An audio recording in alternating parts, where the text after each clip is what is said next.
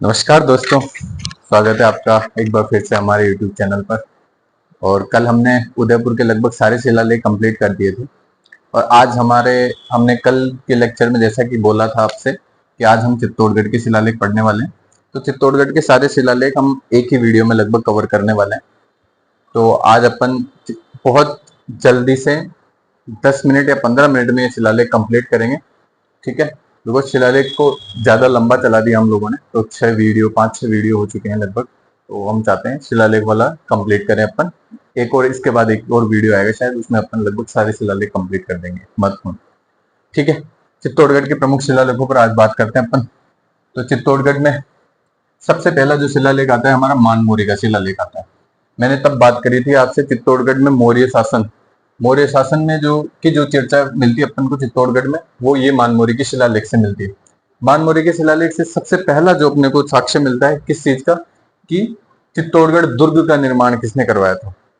तो मैंने जब आपको पहले बताया था कि जब मौर्य शासन का जब टूटा, मौर्य शासन का डिसइंटीग्रेशन हुआ, उसके बाद मौर्य जो है वो दुनिया के भारत के अलग अलग देशों में जाके, उस समय जो प्रांतीय शासन व्यवस्था थी वो लगभग देश ही कहलाते थे। तो भारत के अलग अलग प्रांतों में जाके अलग अलग स्थानों पर वो जो है सामंत के रूप में शासन करने लगे। तो एक मौर्य शासन का एक जो अंश है वो हमें यहाँ चित्रांगद मौर्य के रूप में भी दिखाई दिया, जो चित्तौड़गढ़ दुर्ग में का निर्माता कहलाता है। ठीक है, चित्रांगद मौर्य ने चित्तौड़गढ़ दुर्ग बनाया और वो मानमोरी शिलालेख इसकी जानकारी देता है 713 का। तो मानमोरी शिलालेख कब का है? 713 का, वेरी इंपॉर्टेंट सोर्स। ठीक है, फिर किसने खुदवाया? ऑब्वियसली नाम है मानमोरी, तो मानमोरी ने खुदवाया होगा। तो उसका उत्कीर्णकार कौन था? वो था मानमोरी। और इसमें 4 और अलग राजाओं के जिक्र आता है, जिसमें है माहेश्वर, भीम, भोज और मानमोरी। वैसे पूछा नहीं जाता, लेकिन महत्वपूर्ण यह है कि मानमोरी जो शिलालेख है 713 एडी का, उसके प्रशस्तिकार कौन है? पुष्य। उसका उत्कीर्ण करने वाला कौन है? वो शिवादित्य। तो मानमोरी शिलालेख के प्रशस्तिकार पुष्य और उत्कीर्णकर्ता जो है वो शिवादित्य है। ये थोड़ी सी जानकारी याद रख लेना। और निम्न में से, क्योंकि एक बार ये क्वेश्चन पूछा गया था किसी न किसी एग्जाम में, निम्न में से किस अभिलेख में अमृत मंथन की कथा का जिक्र हुआ है? तो प्रश्न ये पूछा जाएगा आपसे कि निम्न में से किस जो अभिलेख है उसमें अमृत मंथन की कथा, देवासुर संग्राम की कथा, कुछ भी पूछ सकते हैं वो ऐसे लाके। तो देवासुर संग्राम की कथा या अमृत मंथन की कथा का जिक्र किस अभिलेख में मिलता है? तो वो कौन सा अभिलेख है? मानमोरी अभिलेख। एक और प्रश्न शायद मैंने इसमें नोटिस किया था कि निम्न में से किस अभिलेख में जो है, इसके पीछे एक स्टोरी है कि कर्नल टोड द्वारा निम्न में से किस अभिलेख को समुद्र में फेंक दिया गया था तूफान आने की वजह से। तो समुद्र में तूफान आने की वजह से कर्नल टोड ने समुद्र में किसको फेंक दिया था? मानमोरी नामक शिलालेख को। ठीक है, तो टॉड जो है अपने साथ इंग्लैंड में लेके जा रहा था मानमोरी शिलालेख। ठीक है, 713 का शिलालेख है। टॉड जब समुद्र में जा रहा था, समुद्री तूफानों की वजह से जो है टॉड को जब समुद्र अपने जहाज को हल्का करना पड़ा, तो उसको उसकी वजह से इसको मानमोरी वाले शिलालेख को समुद्र की गहराइयों में फेंकना पड़ा। और आज भी पता नहीं ये समुद्र की किसी न किसी गहराई में छुपा हुआ है मानमोरी का शिलालेख। ठीक है, तो मानमोरी 713 चित्रांगद मौर्य की जानकारी देता है कि चित्तौड़गढ़ दुर्ग का निर्माण किसने कराया था? चित्रांगद मौर्य ने। प्लस ये जानकारी देता है अमृत मंथन की कथा का उल्लेख कहां पे मिलता है अपने को? यहीं पे मिलता है, मानमोरी। और टोड द्वारा समुद्र में फेंक दिया गया था। 3 प्रश्न ज्यादातर रिपीटेटिवली इसमें से बनते हैं, इससे ज्यादा नहीं बनते। प्रशस्तिकार वगैरह बहुत कम पूछे जाते हैं। 4 राजाओं का जिक्र है, ये भी नहीं पूछा जाता। ठीक है, फिर आते हैं नगरी में। नगरी के जो है 2 लेख प्राप्त हुए हैं नगरी से। तो एक को तो अपन बोलते हैं नगरी का लेख, जो लगभग 200 से लेकर 150 बीसी के आसपास का पुराना है। ठीक है, एक तो है 200 से लेके 150 बीसी के आसपास का। बीसी मतलब होता है, एक होता है बीसी, एक होता है एडी, ध्यान रखना। बीसी होता है बिफोर द क्राइस्ट और एडी होता है आफ्टर, मतलब ईस्वी, आफ्टर डेथ जिसको बोलते हैं ना अपन, ईसा मसीह की डेथ के बाद का जो एरा है वो आफ्टर डेथ, ईस्वी वाला एरा ये कहलाता है एडी। तो बीसी बोलते हैं बिफोर क्राइस्ट। क्रिश्चियनिटी जो ईसा मसीह है उनके पूर्व के एरा को क्या बोलते हैं? बीसी। तो इसको अपन हिंदी में बोलते हैं ईसा पूर्व। तो मैं बीसी और एडी का यूज करता हूँ ज्यादातर, तो इसका यही मतलब होता है। ठीक है, तो नगरी का जो लेख है वो 200 से लेके 150 बीसी के आसपास का लेख है। मूल लेख का जो है ये दाहिना हिस्सा है, ज्यादातर एग्जाम के पर्सपेक्टिव से इंपॉर्टेंट नहीं है ये वाला लेख। और ओझा जी ने इसको उदयपुर संग्रहालय में रखवाया था। किस अभिलेख को? ये था नगरी का लेख। लेकिन जो इंपॉर्टेंट है ना नगरी के लेख में, वो है नगरी का शिलालेख। नगरी का शिलालेख लगभग 424 एडी का शिलालेख है। खोज की गई थी इसकी डॉक्टर भंडारकर द्वारा। तो डॉक्टर डी.आर. भंडारकर द्वारा खोज की गई है नगरी के शिलालेख की, जो लगभग 424 एडी के आसपास का शिलालेख है, संस्कृत भाषा में है। और वर्तमान में कहां पर है ये? वर्तमान में है ये अजमेर संग्रहालय में। ठीक है, ये वाला है उदयपुर संग्रहालय में, ये वाला है अजमेर संग्रहालय में, ध्यान रख लेना। ठीक है, जो बाद का है वो अजमेर में है, जो पहले का है वो उदयपुर में। ठीक है, इसके बाद आता है एक इंपॉर्टेंट अपना कुमारपाल का शिलालेख। कुमारपाल आप जानते हो, कुमारपाल जो है वो चालुक्यों का बहुत महत्वपूर्ण शासक था। ठीक है, चालुक्यों का महत्वपूर्ण शासक था। चालुक्य था, सोलंकी था, गुजरात का शासक था। और उसने जो है चित्तौड़ में जो है बहुत चित्तौड़ वाला दुर्ग जीत लिया था उसने। तो वहां पर एक समिदेश्वर टेम्पल भी बना हुआ है।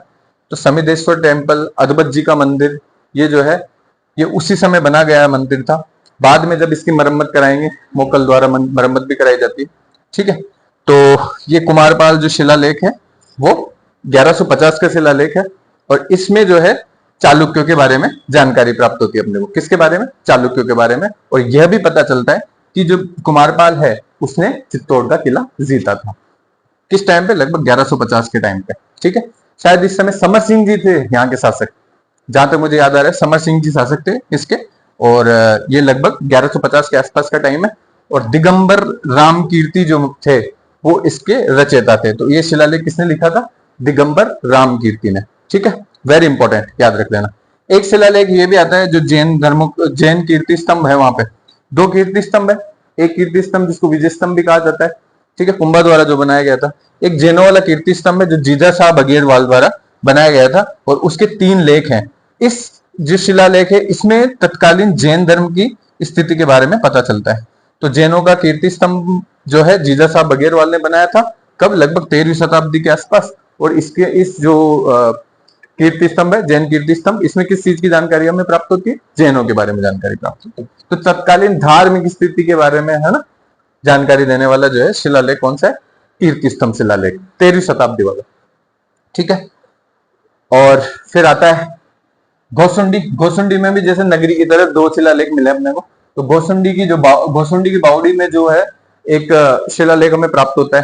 ठीक है, वो है महारानी श्रृंगार देवी का। तो महारानी श्रृंगार देवी का शिलालेख है वो घोसुंडी बावड़ी में मिलता है अपने को। फिर एक शिलालेख है जो पुराना शिलालेख था, जो 2nd सेंचुरी बीसी का शिलालेख, पुराने टाइम का। ठीक है, तो 2री शताब्दी ईसा पूर्व का शिलालेख है ये, जो संस्कृत भाषा में है और ब्राह्मी लिपि में है। किस भाषा में? संस्कृत भाषा में, ब्राह्मी लिपि है। ब्राह्मी लिपि जो है पुराने टाइम में जो चलने वाली लिपि थी वो अपनी ब्राह्मी लिपि चलती थी पहले। ठीक है, देवनागरी नहीं चलती थी। और फिर इसमें वेरी इंपॉर्टेंट, क्योंकि ये प्रश्न तो बहुत रिपीटेटिवली आता है कि गजवंश के शासक सर्वतात का उल्लेख किस अभिलेख में प्राप्त होता है? तो वो कौन सा अभिलेख है? घोसुंडी वाला अभिलेख। तो घोसुंडी अभिलेख में गजवंश के राजा सर्वतात का उल्लेख मिलता है। घोसुंडी के अभिलेख में अपने अश्वमेघ यज्ञ का जिक्र करता है। तो गजवंश के राजा सर्वतात ने अश्वमेघ यज्ञ करवाए, ये किस जगह जानकारी मिलती है? वो भी कहां मिलती है? घोसुंडी वाले अभिलेख में। दूसरी बात, यहाँ पे सबसे इंपॉर्टेंट एक और प्रश्न बनता है कि प्राचीन राजस्थान में संकर्षण और वासुदेव पूजा के प्राचीनतम साक्ष्य कहां से प्राप्त होते हैं? तो राजस्थान में सर्वप्रथम संकर्षण और वासुदेव की पूजा के साक्ष्य ये पंचवृष्णि वीरों में आते हैं। तो जब पुराने टाइम में भागवत धर्म अपन पढ़ेंगे ना, तो भागवत धर्म में अपन पढ़ेंगे भागवत धर्म। तो भागवत धर्म में अपन क्या चीज पढ़ेंगे? भागवत धर्म में अपन पढ़ेंगे पंचवृष्णि वीर। तो पंचवृष्णि वीर जो है बहुत इंपॉर्टेंट होता है। उसमें सबसे महत्वपूर्ण देवता है कौन कौन? संकर्षण और वासुदेव। संकर्षण और वासुदेव पूजा के साक्ष्य राजस्थान में सर्वाधिक सबसे पहले अगर हमें कहीं पे मिलते हैं तो वो घोसुंडी वाले शिलालेख में मिलते हैं। लगभग 2nd सेंचुरी बीसी का शिलालेख है, संस्कृत भाषा में है, ब्राह्मी लिपि में है। गजवंशी राजा सर्वतात का उल्लेख कहां पे मिलता है? घोसुंडी वाले अभिलेख से। Very important. अब जो दूसरा जो अभिलेख है जो वर्तमान में निवर्तमान जो बहुत अभी जस्ट लेटेस्ट 500 साल पहले जो खुदवाया गया था वो है 1504 का घोसुंडी बावड़ी अभिलेख। तो अपने चित्तौड़ के शासक थे, मेवाड़ के शासक थे रायमल जी। ठीक है, तो रायमल जी की जो रानी थी श्रृंगार देवी, उन्होंने वहां पे बावड़ी खुदवाई थी और उसी जगह पे जो है गोसुंडी बावड़ी शिलालेख मिला है। और शिलालेख में क्या है, मेवाड़ के शासकों का जिक्र है। कहाँ किसका जिक्र है, मेवाड़ के शासन व्यवस्था का जिक्र है। इसमें जो है श्रृंगार देवी बेसिकली तो जोधपुर की राजकुमारी थी। कहाँ की राजकुमारी थी, जोधपुर की राजकुमारी थी। तो जोधपुर के बारे में भी जाओ जोधा और इनके बारे में भी यहाँ पे जानकारी हमें प्राप्त होती है। तो जोधपुर राठौड़ों, तो ऐसा प्रश्न भी पूछा जा सकता है आपसे कि कौन से शिलालेख में, मेवाड़ के कौन से शिलालेख में आपको जोधपुर के राठौड़ शासकों के बारे में उल्लेख मिलता है। कभी कभी ऐसे कंफ्यूज करने वाले प्रश्न बन जाते हैं। तो आप कहीं ना कहीं कनेक्शन देखोगे कि श्रृंगार देवी जो कहां से बिलोंग करती है, वो जोधपुर की राजकुमारी है। ठीक है, तो जोधपुर की राजकुमारी आंवल बावल की संधि अपन जब पढ़ेंगे तो श्रृंगार देवी की शादी किसके साथ की जाएगी, रायमल के साथ। तो श्रृंगार देवी की शादी रायमल के साथ करी जाएगी। तो श्रृंगार देवी अपने जो पीहर वाले लोग हैं उनके बारे में किस अभिलेख में जिक्र करेगी, वो करेगी घोसुंडी बावड़ी अभिलेख में। ठीक है, तो ये वेरी इंपॉर्टेंट क्वेश्चन है, अभी तक छुपे हुए प्रश्न है। यहां से ऐसे प्रश्न बनने में ज्यादा टाइम नहीं लगेगा। जिस हिसाब से एग्जाम, नए एग्जाम के पैटर्न बन रहा है ना, उस हिसाब से बहुत जल्दी ऐसे प्रश्न आने वाले हैं कि मेवाड़ के किस अभिलेख में जोधपुर के राठौड़ों का जिक्र मिलता है हमें, तो वो है घोसुंडी बावड़ी अभिलेख 1504 का। ठीक है, श्रृंगार देवी का कारण मैंने बता दिया क्यों है। ठीक है, उसके बाद इसका उत्कीर्ण किसने करा था, वेरी इंपॉर्टेंट, ये प्रश्न शायद एक बार पूछा भी जा चुका है कि घोसुंडी बावड़ी अभिलेख का उत्कीर्णन किसने कराया था। उत्कीर्णन कराया था रायमल ने, लेकिन उत्कीर्ण करने वाला बंदा कौन था, वो था माहेश्वर। तो ये माहेश्वर ऑप्शन में था और माहेश्वर का आपको आंसर टिक करना था। तो घोसुंडी बावड़ी अभिलेख का जो उत्कीर्ण करता था वो था माहेश्वर, वेरी इंपॉर्टेंट। फिर जो है अपना अंतिम, आज का अंतिम शिलालेख आता है रशिया की छत्री का शिलालेख। रशिया की छत्री का शिलालेख 1274 का शिलालेख है अपना। और ये वेद शर्मा और सज्जन, ये दोनों ने मिलकर क्या किया था, इसको उत्कीर्ण किया था। वेद शर्मा ये नागर गोत्र के ब्राह्मण थे, है ना। वेद शर्मा और सज्जन, वेद शर्मा और सज्जन दोनों का उल्लेख मिलता है और दोनों ने इसका उत्कीर्ण करवाया था। फिर इसमें ये बेसिकली जो है गुहिल के बारे में सबसे पहले जानकारी, मतलब गुहिल के बारे में सबसे पहले तो नहीं, लेकिन गुहिलों को जो है, गुहिल जो थे वो बप्पा के पुत्र थे। क्या, अपने को मेवाड़ के जितने भी शिलालेख मिले हैं ना, उनमें सब में यही बात आती है कि जो है गुहिल जो है इनके आदि पुरुष थे। क्या थे, आदि पुरुष, मतलब सबसे पहले अगर कोई मेवाड़ के गुहिलों में कुछ हुआ था तो वो गुहिल ही थे। तो गुहिल के ही सब संतान है, तो बप्पा को भी गुहिल की संतान माना गया है ज्यादातर अभिलेखों में। लेकिन एकमात्र रशिया की छत्री जो है वो ऐसा अभिलेख है जहां पर गुहिल को बापा का पुत्र माना गया है। तो ये वेरी इंपॉर्टेंट है और ऐसा प्रश्न बनना बिल्कुल बनता है और बिल्कुल स्वाभाविक प्रश्न है ये कि किस शिलालेख में बप्पा का पुत्र माना गया है गुहिल को। किस शिलालेख में गुहिल को बप्पा का पुत्र माना गया है, वो है रशिया की छत्री। और फिर किस शिलालेख में ऐसे पूछ ले कि गुहिल को जो है गुहिल को बप्पा का पुत्र माना गया है, वो तो रशिया की छत्री है, लेकिन बप्पा जो है गुहिल का पुत्र था, या बप्पा जो है गुहिल के डिसेंडेंट में आता था, वो कौन सा शिलालेख आता है, वो बहुत सारे शिलालेख, कुंभलगढ़ शिलालेख में भी आता है वो, है ना। बहुत सारे अलग अलग शिलालेखों में आएगा ये चीज, है ना। फिर ये देव वंदना के साथ शुरू होता है और गुहिल की प्रशंसा से आरंभ होता है। तो गुहिल की प्रशंसा से आरंभ होने वाला शिलालेख है रशिया की छत्री वाला शिलालेख। वैसे प्रश्न पूछा गया नहीं है अभी तक, लेकिन ये प्रश्न जरूर पूछा गया है ज्यादातर कि गुहिल बप्पा का पुत्र था। ये बात रशिया की छत्री से पता चलता है आपको 1274 की। फिर हाँ, वेरी इंपॉर्टेंट, यहाँ पे इंपॉर्टेंट लगा लेना, अभी तक छुपा हुआ प्रश्न है यहाँ पे कि निम्न में से किस शिलालेख में विभिन्न नगर योजनाओं के बारे में जानकारी प्राप्त होती है। निम्न में से किस शिलालेख में विभिन्न नगर योजनाओं के बारे में जानकारी प्राप्त होती है। तो दिलवाड़ा कैसे बना, इसका नगर नियोजन किस प्रकार से संयोजित था, इसके बारे में, और नागदा कैसे बना, इसका नगर नियोजन किस क्षेत्र में क्या था, ये सारी चीजों की जानकारी कहां से अपने को मिलती है, वो रशिया की छत्री से मिलती है अपने। ठीक है, तो दो शहरों का नाम याद रख लेना, दिलवाड़ा जहां पे जो जैन टेम्पल है वो, और नागदा फेमस जो गुहिलों की पूर्ववर्ती राजधानी थी नागदा। ठीक है, एक लंगजी वही है। तो नागदा और दिलवाड़ा दो शहर, मेवाड़ के महत्वपूर्ण शहर, उनकी जानकारी अपने को उनकी नगर योजना के बारे में अपने को जानकारी कहां से प्राप्त होती है, वो होती है अपने को रशिया की छत्री से। रशिया की छत्री 1274 में लिखा गया था। इसके अलावा कुछ शासकों का उल्लेख मिलता है, खुम्मान, अल्लट, नरवर्मा। हर्षवर्धन का अभिलेख पढ़ा था तो अल्लट पढ़ा था अपन, अल्लट, आलू रावत, ठीक है। तो वैसे खुम्मान, अल्लट, नरवर्मा आदि का उल्लेख इसमें प्राप्त होता है। फिर जो बापा है ना, बप्पा रावल जिसको अपन बोलते हैं, तो बप्पा रावल का जो है 10वां श्लोक है वो महत्वपूर्ण है। इसमें ये बताता है कि जो हारित ऋषि है उसने राज्य के साथ साथ एक स्वर्ण कटक दिया था इनको, तो बप्पा रावल को स्वर्ण कटक दिया था। ये वाली जो जानकारी है वो अपने को रशिया छत्री से मिलती है, ठीक है। एक फिर उन्होंने जब यज्ञ करा था तो उसके लिए यज्ञ स्तंभ स्थापित करवाया था, किसने? बप्पा रावल ने, हरित ऋषि के लिए यज्ञ स्तंभ स्थापित करवाया था। तो ये थे आज के अपने महत्वपूर्ण 5 शिलालेख चित्तौड़ के। शायद एक शिलालेख और बच रहा है, शायद कीर्ति स्तंभ वाला शिलालेख, जो दूसरा वाला कीर्ति स्तंभ है, विजय स्तंभ वाला जो शिलालेख है जो कुंभा द्वारा निर्मित था, वो शिलालेख अपन कल ले लेंगे क्योंकि आज जगह का अभाव था इसमें, तो अपन वो कल दूसरे के साथ ले लेंगे। फिर राजसमंद वाले शिलालेख कर लेंगे और जो 2-4 बचे हैं ना डिस्ट्रिक्ट, उनके शिलालेख कर लेंगे, डूंगरपुर, बांसवाड़ा के। बाकी इसमें लगभग शिलालेखों में यही था। आज मैं फटाफट से आपको क्विक रिवीजन करवा देता हूँ कि मानमोरी वाला जो शिलालेख है वो 713 का शिलालेख है, 713 एडी में। इसको पुष्य और शिवादित्य द्वारा उत्कीर्ण करवाया गया था। चित्रांगद मौर्य के बारे में इसने ये कहा है कि चित्तौड़ दुर्ग का जो निर्माता था वो कौन था? चित्रांगद मौर्य। तो चित्रांगद मौर्य के बारे में ये जानकारी मिलती है किससे? मानमोरी वाले शिलालेख से।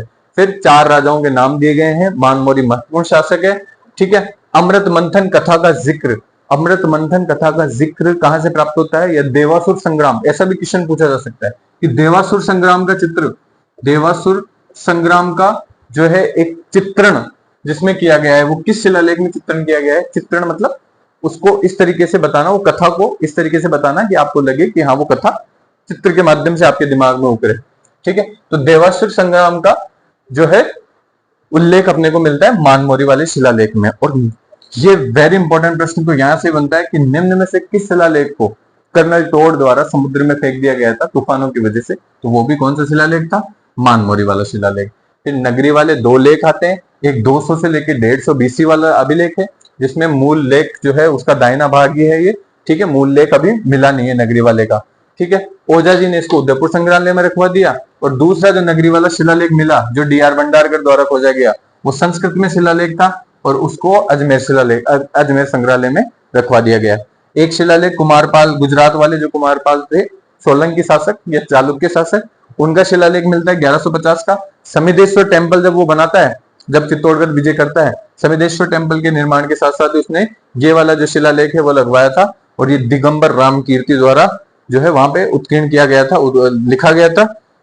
और फिर आते हैं जैन कीर्ति स्तंभ जो जीजा साहब बघेलवाल द्वारा बनाया गया था। वहां पे उसने 3 लेख लिखवाए थे अलग अलग, ठीक है। जैनों के बारे में जानकारी देने वाला कौन सा अभिलेख है? ये उस समय का, तत्कालीन समय का महत्वपूर्ण अभिलेख है। तो महत्वपूर्ण स्रोत है जैनों के बारे में, ठीक है। जैन कीर्ति स्तंभ का के 3 लेख लगभग 13वीं शताब्दी के आसपास के हैं, ठीक है। फिर गोसुंडी वाले अभिलेख, 2 अभिलेख मिले वहां से भी नगरी की तरह। तो पहला जो अभिलेख है वो 2nd सेंचुरी बीसी का है, वहां वो संस्कृत व ब्राह्मी में है।